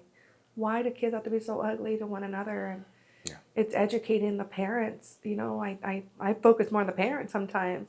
Yeah. Like, is there a family dynamic at home? Is there an argument with mom and dad? Is there a partner? Is there, you know, argument? Because a child doesn't grow up discriminating. Yeah. A child doesn't grow up to be mean. Right. You know, and that's what we said to our kid. Our Isabella was such a kind kid. She wasn't perfect, but gosh, my kid did not have an inch. Yeah. When she punched that girl, she came home crying. And that day, Blaine had just finished building her a beautiful AR. You know, I still have that picture. I'm like, why are your eyes glossy? I'm like, nothing, mommy. And, you know, we're telling her to smile. And I saw that Facebook picture, and we walk inside, and she just let her go, her tears. And she's like, I had to punch so-and-so.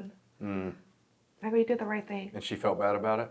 She felt bad about it. And Yeah. I was jumping for joy. Yeah. You know, one thing I want to do with I think we did good is our son we have. You know, That's- Blaine. Yeah. He's probably the most kindest person I know. He knows. I remember one time a little girl wrecked her bike in front of our house. Right, skinned her knee up. She came inside. Hey, mom, so and so got a Band-Aid. So and so needs a Band-Aid. You know, I see him help other kids out at school. I've seen him help, you know, change a tire on something. You know, we're very fortunate to have a son who's kind-hearted as he is. Life isn't fair, and it hasn't been fair to us. But it's not going to define us. Yeah. And as hard as it is to hold events, we're drained after Friday's event. We're emotionally drained. We're going to continue to help kids. We're going to be their voice. We're going to be their parents' voice until it changes. Yeah. Because it's happening more than ever. I would say the suicide's happening more sometimes than the bullying. It breaks our heart when we get that word, hey, so-and-so took their life, or so-and-so attempted. You know, these attempted at graduation, suicide. at the graduation ceremony, they shouldn't say, let's pray for the students that aren't with us, you know, whether they are suicide or not. Yeah. But we know some of them are, but it shouldn't be happening so young. These Yeah. kids should have resources. They should have information at their fingertips to call somebody and not be afraid, and not be afraid of the stigma. That's one of my biggest advocacy I'm going to have is for kids not to feel like they're alone, whether they're gay, lesbian, I don't care. Don't hold it into yourselves. Go talk to someone. And if you feel you're not getting through, there's always going to be someone else you can talk to. Yeah. Don't do this alone. You're young. It's a tough teenage years. I get it. We're all teenagers. But we didn't have this problem back then. No. We didn't have our phones. We didn't have... Garrett, do you have any questions or any thoughts I'd like to ask you? Yes, it's kind of, so, and you don't have to answer this, but it's something I'm just very curious in terms of the psyche. So, there's been like stories where like people have like psychosis and they have a hard time recognizing the person in the mirror, right? What was that journey like? Because I can imagine there is a little bit of kind of like, did you have that? Because you don't go into the military and not be mentally tough, right? Yeah. So, Well, the military makes you mentally tough. and that's what I was going to ask, is did you have an issue with that? Or is that something you kind of accepted? What did that look like? Didn't really bother me too much. Really? Yeah. I know it that is they what it wanted him is. to avoid the mirror. Yeah, I remember the first time I saw myself in the mirror. It's like, man, I got jacked up. That's the first thing I thought of. They were wheeling me out for surgery, and I just happened to turn around and look at the mirror as I was going out. I'm like, holy shit, I got jacked up. You know, that's what I'd said to myself. But no, because they still wanted to do stuff on my face at one time. I was like, nope, I'm functional. I'm good. You know, plus I'm married. I don't have to look too good for her, you know. But I'm joking. But no, it really didn't bother me too much. You know, And too you much. can kind of feel that. Yeah. Because I was gonna say you have a great sense of humor, so I was like, it didn't ever feel like a like that vanity was there. Where you're like, oh my goodness, like. You know, sometimes I wish, I could have, looked like I used to, but I don't let it bother me at all. It is what it is and call it a day, So, I mean, And this is chicks the dig face. scars too. Oh yeah, And yeah. what? This is the face that Blaney knows. Yeah. Yeah. My son doesn't know me before my injury. He knows this and that's it. That's all that matters. I Would guess. you believe me if I told you that I don't even notice the scars anymore? Yeah. If you didn't know me before this, Yeah. not a big deal. I mean, people still sometimes question you. Yeah. It's well, let me put it to you this way. It's similar to like Jelly Roll. When I first saw that guy with all of his tattoos, I was pretty jarred, like, oh, who is this guy? And then you see what he's doing to serve these kids and people out of jail, and you don't even see. It's much like what you do, Blaine. I mean, Yeah. dude, with all I consider myself very lucky because it could have been a lot worse. yeah, and I never knew you Could've been a lot that many guys were injured, killed, and that there were other guys that were burnt that much worse than you at that time. Yeah. There's one kid that survived in the back of my vehicle. Guy goes, he was 75% burnt throughout his body. And he had a broken arm, broken jaw, broken leg, and he almost died several times. Do you still stay in touch? No, not too much. Not Yeah. too much like I used to. My driver, he a good friend of mine. He's a police officer out in Vegas, doing really well. Yeah. I'll call him every so often, see how he's doing. Great, got 3 kids, a wife, doing very well for himself. Yeah. So plus I still talk to guys in my platoon. They still call me or message me or stuff like that. They still call me staff sergeant. Yeah. Even though he's master sergeant. Even though I retired as a master sergeant. And that's good to have those guys still call me. They're these guys are in their late 30s, early 40s now. Yeah. So still talk to me like they did when they were 18, 19 years old. Yeah. So What else do you have? And do you think going through this, because obviously, I think the women at home take on so much, right? So, with all this kind of going on, do you think that made the marriage stronger? Do you think, or like, because it was still so early? it was up and down, Oh, buddy. that's what you mean. Sorry. And so my question would be is like, so how do you, how do you navigate something like that? Because, I mean, my family's riddled with divorce, right?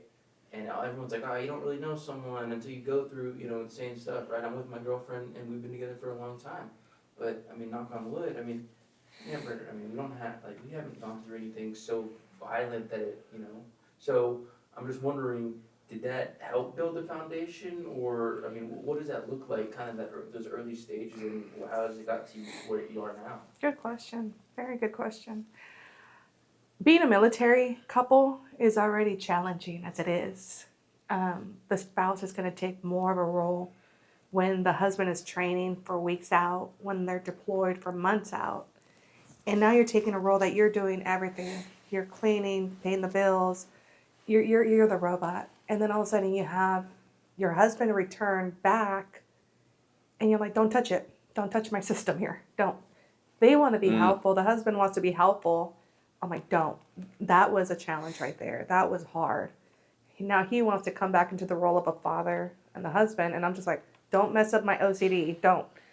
And he doesn't know where the spoons are. He doesn't know where the glasses are, the plates are. And that's an argument. And that's an argument. Those little pity things were an argument.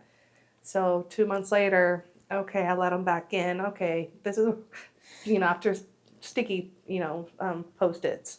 This is where the forks are, spoons are. You're letting him take more of the responsibility of not throwing away the, bathroom dirty diaper, where I would take it out outside immediately. Those are the things that you overcome and you think you're going to get stronger, right? They're like, oh, this is going to bring the marriage stronger. And then his injury happens. Well, forget all those Post-its that you put out there. You thought that was pity. Now that is pity. Now you're in the role of a nurse. I think when it comes down to it is commitment to one another. You know, and when it comes down to it, final commitment. You got to decide. Hey, we're going to make this work. Hey, decide. Hey, we love each other. We're going to do anything we can. You know, decide to. It is hard. It's commitment. When you got hurt, not too many only people just give up, just throw their hands up. I'm done with this. But Were you as fun as you are now I before was all this? more fun. Because I mean, Garrett's probably got a taste of how much you cut up today. Oh, yeah. You know, that's one thing. I don't think. I don't know, but I try not to. Hopefully, it didn't change me. You know, when I got injured, it might have changed my looks, but hopefully, it didn't change my attitude. You know, one thing I miss is dancing. You know, his foot doesn't allow us to dance. Yeah. Now He it's used my to love knees. to work out. He can't run. Yeah. You know, those are the things that life changing. Being outdoors in the sun, right? Going to the beach, Yeah. being outdoors. I love being outdoors. Going to the pool. You know, taking the kids. I have to do that by myself. You know, the sun, the heat is something that he just can't tolerate. So speaking of that, help us understand how it affects you now. My burns. Yes, sir. I don't sweat a lot of places like I used to, so I'll get all sweaty and up here. You know, my shirts will get all wet. I think. You know, I don't. My legs don't sweat because that's where most of my burns are at. You know, I'll be sweating heck, but this will be dry. You know, or parts of my face will still be dry. You know, but my shirt will be soaking wet. So I guess it has to make up from where other places it don't. So, but the heat and sun used to really bother me. You know, but not so much now. Nowadays, I kind of you just learn how to live with it. You know, learn how to get over. You know, to overcome it. You know, Yeah. you understand what I'm saying? Yeah. You know, what works, what doesn't work, and so on and so on. Yeah. Yeah. You know, I can still go out and work outside, but I may not work as long. You know, so on and so on. I come inside for a little while, cool off, and go back out there and finish up what I got to do. Things like that. Yeah. Or you know what? I ain't going outside between 12 and 4 o'clock. You know, stuff like that. You know, so. Let's talk about Blaine. Oh, Blaney's a beast, man. Yeah, he's our Oh, he's a Casanova. he's our pride and joy. You know, He's a ladies' he's our man. legacy. You know, kind of. You know, he's a hard worker. He has 3 jobs right now. And he works them. You know,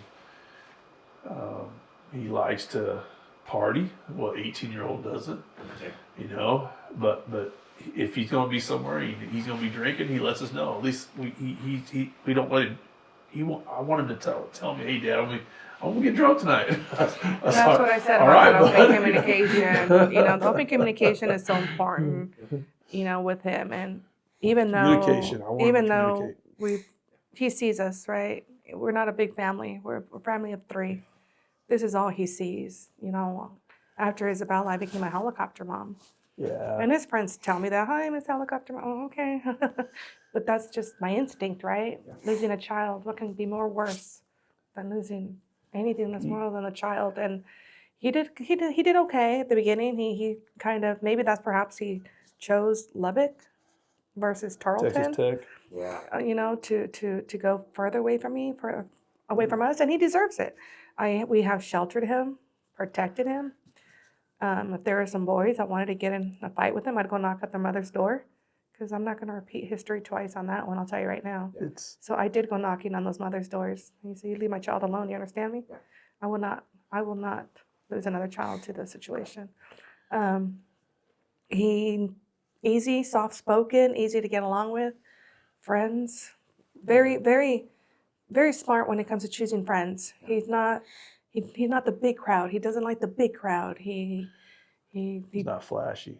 He may like to party. Let me rephrase that. He doesn't like going to parties. Understood. He likes being in a small camp, you know, It- fire type It's of. really hard to let him go. You know, it's really hard to let him get a driver's license. It was really hard to let him spend the night with his friends. It was really hard to, you know, do a lot of firsts with him, because we want to Concerts. keep him close. We want to, you know, it's hard because of what happened to our daughter. It's very hard to let him go. Now he's going to college. And we're kind of have a hard time with that, you know. But we know we got to let him do it. We got to let him do his own. We got to let him. How can I say this? Fall on his own sword sometimes. He got his first speeding ticket the other day. Yeah. Know how bad I just want to pay it off for him, but I know that's probably not a good idea. So he has to pay off his own ticket. He's had a bank account for 2-3 years. He manages his own money. He pumps his own gas. He takes his girlfriends out to dates. He doesn't ask for money for anything. Corsages, flowers, gifts. He's a little man, and he's seen us. He's seen what we go through. He doesn't like talking about Isabella. No, he doesn't like it. We cannot talk to him about Izzy. He won't go visit her, even though she's just 5 miles from our house. He won't go. He won't. He got a girlfriend named Isabella. Girlfriend Is that right? or a girl he was seeing, and for the longest time he would not tell us her name. He would not tell us her name, and I don't know why. Maybe I don't know. Maybe he was trying to protect me and mom or something like that. But for a long time, until they were dating for a while, and he finally brought her, "Hey, this is Isabella." And I must have had like this, the saddest face. I wasn't expecting it. Beautiful girl. Wow. But he's hopefully he doesn't. We've asked if he wants to volunteer at the Isabella Foundation. He's not ready. Yeah. He's not ready. He didn't want a cord. He could have earned the Volunteer cord. volunteer cord. He didn't want that. He didn't. Doesn't help us. And we respect that. He was with me that night. Yeah. And He's never talked about it. he's never spoke about He it. won't. He's like, "Dad, I don't want to talk about it." I was like, "All right, that's fine." Yeah. Yeah.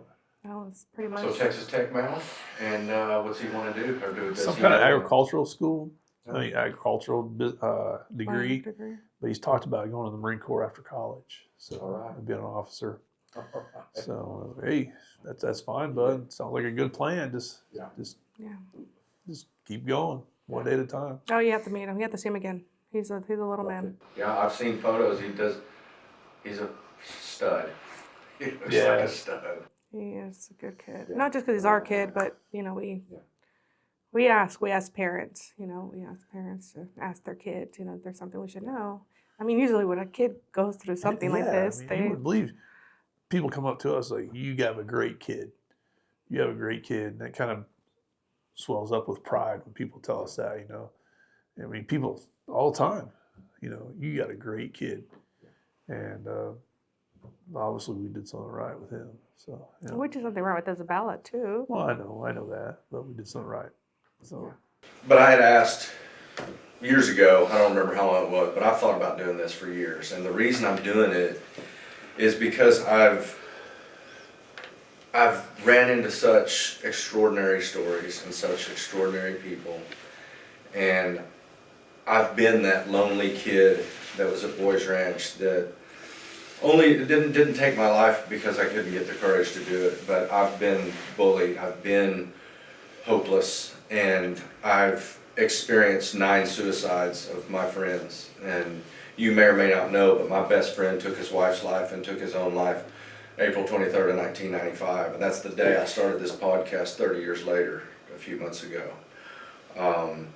And the reason I call it Dying to Live is because that's what was on what I spray painted on my wall whenever I was sunk all of my despair into drugs after Chad and Melinda died. And I felt like at that last, I was about to go to my 3rd rehab, and I was out of dope in Amarillo, and I just saw a can of blue spray paint, and I spray painted Dying to Live on my wall. And what I meant was I knew that I was killing myself, thinking that this was living.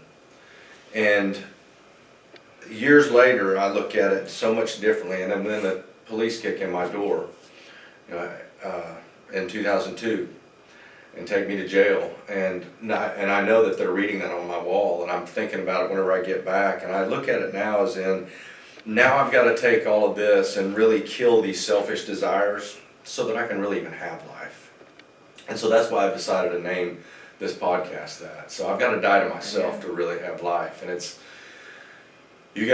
started with you, Blaine. I mean, no matter what happened with Isabella, before that, you had always inspired me. And then to know what you've done and for you to come back and serve the way that you've served with these nonprofits, and then meet you and meet the rest of the people that were involved, and seeing what you guys walked through with Izzy, I just felt like you were you were a couple that absolutely I wanted to sit down and talk with, to hopefully give some hope to some other people that have either walked through the same thing or are going to walk through the same thing. So I just want to thank both of you for trusting me, number one, to come and sit with me and just open up your life for me. And I love you guys, and now you know how close I am. I know. And I've been here for 4 years, so Wait, now. 22 minutes. Exact. 22 minutes. Let me Exact. got one more thing. Yes, sir. Me and Lily do what we do because we don't want people going through what we did. Yeah. You know, anything from my injuries to losing our daughter. And if we can make it as a couple, things like that, anybody can. All right, because we are totally different from one another. You know, that song, she calls it violin, I call it fiddle. That's the way we are. Yeah. You know, and we do it out of love. We do it out of the commitment we made with each other back in 2001 when we said I do. Yes, sir. You know, and if we can do it, anybody can do it. I'm telling you. So we just never gave up on each other, and we've held each other's hand when we needed it. We gave each other's hugs when we needed it, and loved each other when we needed it. You know, and all I can say is commitment. You know, I committed to her, and she committed to me, and when it comes down to it, if we can get through this, anybody can. Don't let a Yeah. tragedy break. Don't let a tragedy, relationship. exactly. Break a relationship. Because the only way you get through things is with another person, and we've ate the same dirt together. You know what I'm saying? And why would you want to give all that up? And through all the fight that we've been through and things like that. Yeah. And we don't want to see our son.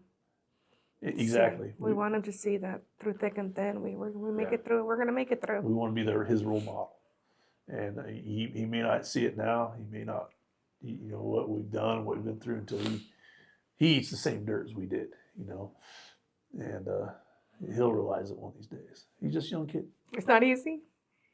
It's a No. daily struggle. Yeah. We struggle daily. I drank a lot when Izzy passed. Yeah. There was not enough alcohol that can put me to sleep. Yeah. There was not enough alcohol. What I didn't know was I was doing to my internal body. Not until you meet, you know, it depends what provider you go to.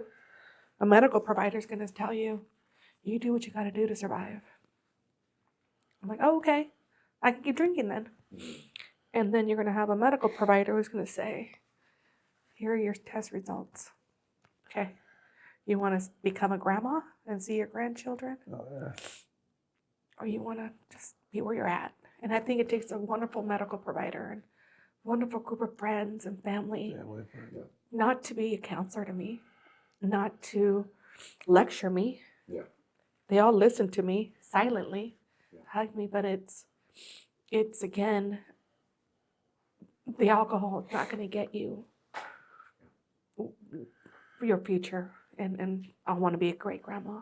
Role models. I want to be able to, well, I still drink. I know, but You know, but I just want to be able to be healthier.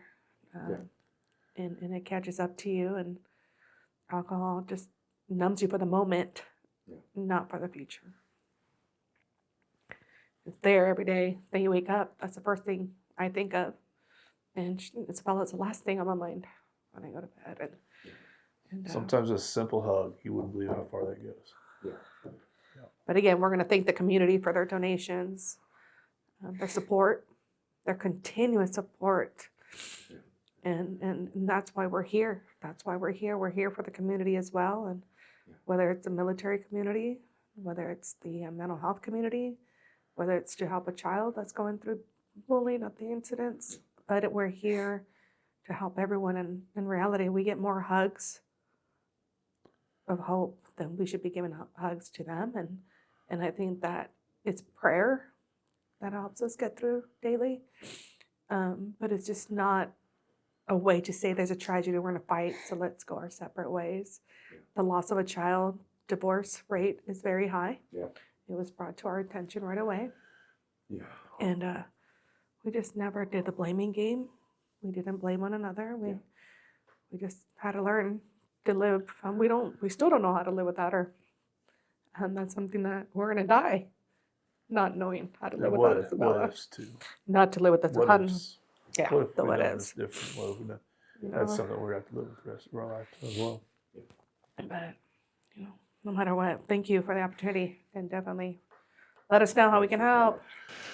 Yeah, well, and lastly, I just want to make sure that everybody knows how to get in touch with the foundation and that, the website one more time. Facebook, the Isabella Foundation. Okay, Facebook. Yes, I do check the message daily. Good to know. All right, well, I love you guys. Thank you. Oh, we love you, buddy. Thank you, buddy. We love you. We love you so much.